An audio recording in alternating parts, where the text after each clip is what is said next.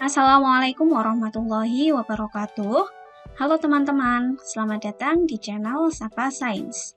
Oke, kali ini kita akan membahas mengenai kisi-kisi ujian sekolah mata pelajaran IPA tingkat SMP tahun 2022. Jadi akan dijanjikan kisi-kisi beserta soalnya ya, dan akan kita bahas. Nah, soalnya diambil dari tes uji coba ujian IPA Kabupaten Purworejo. Dan kemungkinan untuk daerah yang lain kisi-kisinya juga mirip. Oke, langsung saja kita masuk ke soal nomor 1. Kisi-kisinya adalah disajikan pernyataan, peserta didik mampu mengurutkan hal-hal yang berhubungan dengan besaran pokok. Oke, kita lihat soalnya. Pak Ardi memiliki sepetak sawah yang luasnya 6.500 meter persegi dengan lebar 20 meter. Sawah Pak Ardi berjarak 650 meter dari rumah. Setiap pagi Pak Ardi pergi ke sawah berjalan kaki selama 15 menit. Pada musim tanam, Pak Ardi memerlukan bibit padi dengan massa 45 kg. Padi mulai ditanam ketika tinggi bibitnya mencapai 10 cm. Dan yang ditanyakan adalah, berdasarkan ilustrasi tersebut, pasangan besaran pokok dengan satuan internasional ditunjukkan oleh titik-titik. Nah, kita ingat dulu ya teman-teman, besaran pokok itu jumlahnya ada 7 ya. Nah, singkatannya untuk mempermudah yaitu SMP jiwa. Suhu, massa, panjang, jumlah zat, intensitas cahaya, waktu, dan arus listrik. Untuk satuan internasionalnya, suhu itu Kelvin, massa kilogram, panjang meter, jumlah zat mol, intensitas cahaya kandela, waktu sekon, arus listrik ampere. Nah, untuk besaran panjang ini, kata-katanya bukan hanya panjang ya. Jadi lebar itu juga masuk besaran panjang, artinya panjang tapi arahnya ke samping itu lebar. Kemudian tinggi itu juga masuk besaran pokok panjang. Lalu keliling. Kemudian mungkin ada yang menuliskan jarak. Nah, ini termasuk besaran pokok panjang. Oke, kita sudah tahu 7 besaran pokok. Nah, selain 7 besaran ini, itu masuknya adalah besaran turunan ya. Oke, kita lihat pilihan jawabannya. Untuk yang A, besarannya luas, waktu, tinggi. Waktu dan tinggi ini benar, ada luas, berarti ini salah. Luas itu besaran turunan. Yang B, jarak, massa, lebar, ini masuk besaran pokok semua. Kita lihat satuannya, jarak meter, ini benar satuan internasional, massa kilogram, lebar meter. Nah, ini benar ya yang B ya. Berarti jawabannya adalah yang B. Kemudian yang C ini salah, kenapa? Karena di sini ada luas, ini salah ya. Lalu yang D, ini 3 ini sudah besaran pokok semua, tapi salahnya di sini nih. Yang tinggi satuannya cm, ini bukan satuan internasional ya. Satuannya harusnya meter. Oke, lanjut ke soal nomor 2. Kisi-kisinya adalah disajikan beberapa gambar benda, peserta didik dapat menganalisis massa jenis zat tersebut. Oke, kita lihat soalnya. Seorang peserta didik sedang menyelidiki sebuah logam yang ditemukan. Untuk mengetahui jenis logam tersebut, dia melakukan pengukuran dengan alat dan bahan sebagai berikut. Jadi gambar yang sebelah kiri ini mengukur volume dari logam tersebut, kemudian yang di sebelah kanan yaitu mengukur massanya. Nah, untuk volumenya kita lihat, ini gelas berpanjur awalnya penuh, kemudian logamnya dimasukkan ke gelas berpanjur, otomatis airnya itu akan tumpah ya, tumpah diwadahi oleh gelas ukur. Nah, volume air yang tumpah itu sama dengan volume logamnya. Kita lihat di sini, ini 40, kemudian berarti bawahnya 30 ya. Jadi, volumenya itu sama dengan 30 ml atau sama dengan 30 cm3. Kemudian untuk massanya ditimbang dengan raca yaitu 237 gram. Kemudian ada data kepustakaan mengenai jenis logam dan massa jenisnya. Yang ditanyakan pada soal ini adalah berdasarkan data hasil pengukuran dan perhitungan serta dikaitkan dengan data kepustakaan, maka logam yang diketemukan tersebut adalah titik-titik. Nah, untuk menentukan jenis logamnya kita harus mencari massa jenisnya ya. Kita ingat persamaan untuk mencari massa jenis, Rho sama dengan M per V ya. massa jenis sama dengan massa dibagi volume. Oke, kita cari massa jenisnya ya. Kita masukkan angka yang sudah diketahui ke persamaan ini menjadi Rho sama dengan 237 gram per 30 cm kubik. Hasilnya adalah 7,9 gram per cm kubik. Nah, kita ubah satuannya ke kilogram per meter kubik, berarti dikali 1000 ya. Maka hasilnya adalah 7.900 kg per meter kubik. Nah, kita lihat di tabel yang massa jenisnya 7.900 kg per meter kubik adalah ini nih, besi ya. Berarti jawaban yang tepat adalah yang D. Oke, lanjut ke kisi soal nomor 3. Disajikan grafik antara suhu dan banyaknya kalor. Peserta didik dapat menentukan garis yang menunjukkan perubahan wujud. Oke, kita lihat soalnya. Perhatikan gambar berikut. Disajikan gambar grafik hubungan antara suhu atau T di sini dengan kalor atau Q. Yang ditanyakan adalah proses terjadinya perubahan wujud ditunjukkan oleh garis. Oke, kita lihat grafiknya. Suhu awal zatnya itu di bawah 0 derajat. Nah, ini kita misalkan S ya. S-nya suhunya misalkan min 10 derajat Celcius. Dipanaskan, maka S-nya suhunya akan naik sampai posisi B. Berarti dari A sampai B itu terjadi proses kenaikan suhu atau suhunya naik. Kemudian setelah menjadi S 0 derajat, S-nya dipanaskan, S-nya tidak naik suhunya tetapi akan berubah wujud menjadi air dari B ke C. Nah, ini dari B ke C ini perubahan wujud ya, dari B ke C.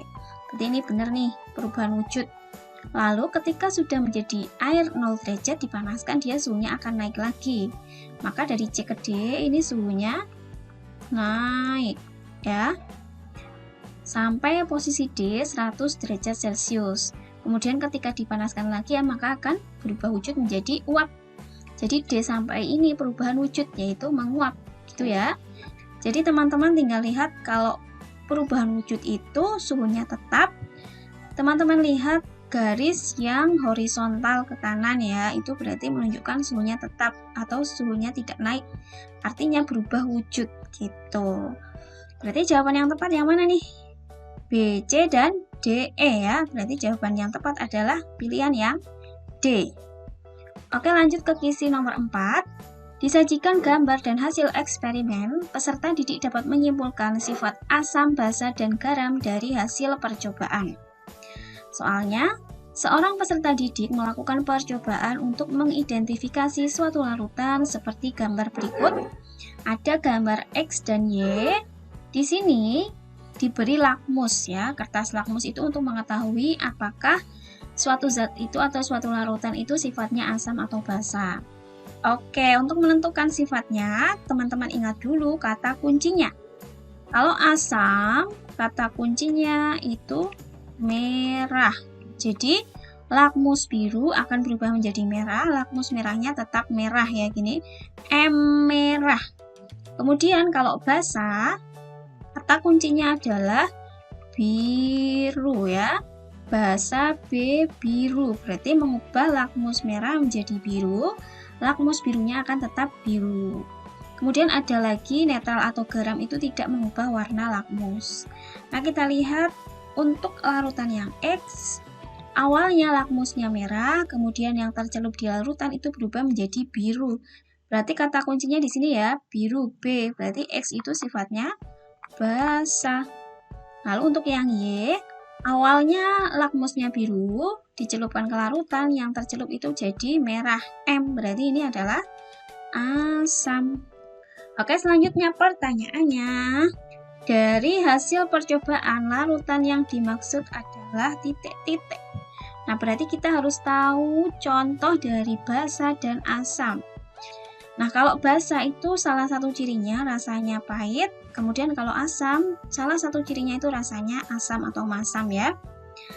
Kita lihat untuk larutan X itu basa, air garam, ini bukan asam atau basa ya, ini adalah netral atau garam. Kemudian air perasan jeruk ini masuknya asam. Lalu larutan obat mah ini masuk basa. Air aki ini H2SO4 asam. Kemudian air sumur itu netral, lalu air sabun itu basa, cuka dapur itu asam, lalu air kapur itu basa. Berarti yang X itu basa, Y asam, itu yang pilihan jawaban yang C. Oke, lanjut ke kisi soal nomor 5. Disajikan beberapa pernyataan, peserta didik dapat membedakan perubahan fisika dan perubahan kimia. Nah, kita bedakan dulu ciri-ciri utamanya ya, atau ciri-ciri khusus dari perubahan fisika dan perubahan kimia. Kalau perubahan fisika itu tidak terbentuk zat baru. Sedangkan perubahan kimia, ciri-cirinya adalah terbentuk zat baru. Artinya sifat dari zat yang sudah berubah sama zat asalnya itu berbeda ya. Oke, kita cek satu-satu pernyataannya. Nomor 1, fermentasi ubi ketela pohon menjadi tapai. Ini adalah masuknya perubahan kimia ya. Kemudian nomor 2, perkaratan pada pagar besi ini juga kimia. Nomor 3, air menguap ketika dipanaskan. Ini masuknya ke perubahan fisika. Nomor 4, kertas dibakar menjadi abu. Nah, abu itu sama kertas beda ya sifatnya atau zatnya. Berarti ini masuknya kimia. Nomor 5, garam dilarutkan dalam air. Ini adalah fisika. Nomor 6, kapur barus berubah menjadi gas. Ini fisika ya. Ini namanya apa? Kapur barus menjadi gas. Menyublim ya. Jadi menguap, membeku, mencair, menyublim, mengkristal, itu masuknya perubahan fisika. Oke, kita cek pilihan jawabannya. Berarti yang perubahan fisika itu nomor 3, 5, 6, yang kimia 1, 2, 4. Berarti pilihan jawaban yang tepat adalah yang C. Oke, lanjut ke kisi soal nomor 6. Disajikan gambar dan data, peserta didik dapat menentukan cara memisahkan campuran benda. Kita lihat soalnya. Berikut ini disajikan beberapa gambar pemisahan campuran dan contoh campuran. Ada 4 gambar A, B, C, D, kemudian disajikan 4 pernyataan pemisahan campuran. Yang ditanyakan adalah pasangan cara untuk memisahkan campuran yang tepat adalah titik-titik. Nah, kita lihat dulu untuk yang A, ini gambarnya agak kurang jelas ya, tapi bisa kita kira-kira nih. Ini ada labu didih diisi cairan yang bercampur, kemudian dipanaskan. Ada yang mendidih atau menguap terlebih dahulu, kemudian ada yang dipisahkan ya, ditaruh di wadah sini. Ini berarti namanya adalah destilasi atau penyulingan ya. Kemudian untuk yang B, di sini ada gambar corong saring, kemudian ada filtrat. Nah, ini berarti pemisahan campuran dengan filtrasi atau penyaringan. Kemudian yang C, ada campurannya di sini dimasukkan ke gelas beker, dipanaskan, kemudian di atasnya ini ada es batu ya. Ini adalah pemisahan campuran dengan cara sublimasi. Contohnya itu pemisahan kapur barus dengan pasir. Jadi ketika kapur barus dan pasir campurannya dipanaskan, kapur barusnya akan menyublim, kemudian gas hasil sublimannya itu nempel di ini ya, yang ditutup atas ini ada es. Nah, nanti akan kembali menjadi padat lagi. Jadi bisa terpisah antara pasir dengan kapur barusnya. Kemudian yang D, ini adalah gambar dari kromatografi. Contohnya pemisahan warna dalam suatu tinta.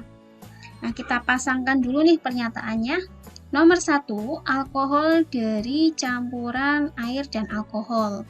Ini pemisahannya dengan cara distilasi ya. Berarti 1 itu pasangannya yang A. Kemudian nomor 2, kapur barus dan pasir. Ini pemisahannya dengan sublimasi. Berarti yang C. Kemudian yang nomor 3, serbuk emas dari campuran serbuk emas dan serbuk besi. Ini kita pisahkan dengan apa nih caranya? Dengan magnet ya, menggunakan magnet. Jadi nanti besinya akan nempel di magnet, emasnya tidak nempel karena emas itu tidak ditarik oleh magnet. Oke, lanjut ke yang nomor 4. Memisahkan berbagai warna pada tinta, ini berarti dengan kromatografi. pasangannya berarti yang D ya. Berarti pilihan jawaban yang tepat adalah A1, C2, dan D4. Pilihan jawaban yang B. Oke, lanjut ke kisi soal nomor 7. Disajikan gambar data, peserta didik dapat menentukan nama planet yang sesuai dengan gambar. Soalnya yaitu, perhatikan gambar susunan anggota tata surya berikut. Planet terbesar dan indah tampak pada gambar berada di antara planet yang bernomor urut ke titik-titik. Oke, di sini kata kuncinya adalah planet terbesar, yaitu planet Jupiter. Nah, planet Jupiter letaknya di mana? Berarti kita harus tahu terlebih dahulu urutan planetnya ya. Yang nomor 1 itu adalah Merkurius, kemudian nomor 2 Venus, nomor 3 Bumi, nomor 4 Mars, nomor 5 Jupiter, nomor 6 Saturnus, nomor 7 Uranus, dan nomor 8 Neptunus. Berarti antara nomor 4 dan nomor 6. Jawabannya adalah yang C. Oke, lanjut ke kisi soal nomor 8. Disajikan grafik kecepatan terhadap waktu, peserta didik dapat menentukan jarak yang ditempuh dalam GLB atau gerak lurus beraturan. Soalnya yaitu, perhatikan grafik hubungan kecepatan dan waktu pada gerak lurus beraturan berikut ini. Yang ditanyakan adalah jarak yang ditempuh selama waktu tersebut adalah titik-titik. Berarti yang ditanya S-nya ini berapa ya? Nah, kita ingat pada GLB, jarak itu sama dengan V dikali T, kecepatan dikali waktu. Atau kalau disajikan gambar grafik, bisa kita cari luas di bawah grafik, berarti luas persegi panjang ini nih. V-nya di sini 20, kemudian T-nya 4. Berarti jaraknya itu sama dengan 20 dikali 4, sama dengan 80 meter. Berarti jawaban yang tepat adalah yang D. Oke, lanjut ke kisi soal nomor 9. Disajikan gambar disertai beberapa data, peserta didik dapat menghitung besar energi potensial. Soalnya yaitu, sebuah benda digantung dengan seutas tali seperti terlihat pada gambar. Jadi seperti ini. Kemudian ketika talinya putus, benda tersebut jatuh melalui lintasan ABCD. Jadi awalnya di A, kemudian jatuh lintasannya lewat B, C, dan D. Masa benda adalah 4 kg, berarti 4 kg ini adalah masanya, kemudian percepatan gravitasinya atau G-nya 10 meter per sekon kuadrat. Yang ditanyakan adalah energi potensial gravitasi di titik B. Berarti energi potensial di titik B itu berapa gitu ya. Nah, untuk menentukan energi potensial kita harus ingat persamaan untuk menghitung energi potensial, yaitu EP sama dengan M dikali G dikali H ya. M-nya adalah massa, G-nya adalah percepatan gravitasi, dan H-nya adalah ketinggian. Nah, ketinggian ini diukur dari tanah. Pada posisi B berarti ketinggiannya ini nih, berapa nih berarti? Dari atas sampai tanah 4 meter, kemudian dari atas sampai B 2,5. Berarti H-nya ini sama dengan 4 dikurangi 2,5. Sama dengan 1,5 meter. Oke, kita hitung ya, kita masukkan ke persamaan ini menjadi EP sama dengan 4 dikali 10 dikali 1,5. Hasilnya adalah 60 Joule ya. Jadi jawaban yang tepat adalah yang A. Oke, kita lanjut ke kisi soal nomor 10. Disajikan gambar, peserta didik dapat menganalisis konsep kesetimbangan pada tuas. Oke, perhatikan gambar tuas berikut. 4 orang siswa melakukan percobaan dengan meletakkan W atau beban, titik tumpu, dan F atau gaya kuasa pada posisi sebagai berikut. Ada 4 orang, Ani, Hari, Ratih, Rahmat. Yang ditanyakan adalah keuntungan mekanis paling besar adalah percobaan yang dilakukan oleh siapa ya. Nah, untuk menentukan keuntungan mekanisnya, kita dapat menggunakan persamaan KM sama dengan LF per LW ya. Panjang lengan gaya dibagi dengan panjang lengan beban. Lengan gaya yang mana? Yaitu dari titik tumpu sini sampai gaya. Ini adalah lengan gaya atau LF. Kemudian lengan beban itu dari beban ke titik tumpu. Ini adalah LW. Berarti kalau keuntungan mekanisnya ingin besar, maka lengan gayanya itu harus semakin besar ya, dan lengan bebannya itu semakin kecil. Berarti kita bandingkan ya lengan gaya dan lengan beban untuk masing-masing siswa atau masing-masing anak. Yang pertama untuk Ani, W-nya di nomor 2, titik tumpunya di nomor 3, kemudian F-nya di nomor 7. Berarti lengan gayanya berapa nih? 7 dikurangi 3 ya, 1, 2, 3, 4. Berarti 4, kemudian lengan bebannya tadi bebannya di nomor 2, berarti 4/1 sama dengan 4. Lalu untuk hari, titik tumpunya di nomor 5 sini, bebannya di nomor 2, lalu gayanya di nomor 6. Berarti keuntungan mekanisnya, lengan gayanya 1, kemudian lengan bebannya itu malah 3 ya. Berarti ini malah semakin berat nih ngangkatnya, bukan semakin untung. Kemudian Rati, titik tumpunya di nomor 4, berarti di sini. Bebannya di nomor 3, bebannya di sini, dan titik gayanya di nomor 7. Berarti LF per LW-nya 7 ke 4 itu 3, kemudian lengan bebannya 1, berarti 3/1 sama dengan 3. Kemudian untuk Rahmat, titik tumpunya di nomor 3, berarti di sini, bebannya di nomor 2, dan gayanya di nomor 5. Berarti lengan gayanya 5 ke 3 itu berarti 2 per lengan bebannya 1. 2/1 berarti sama dengan 2 ya.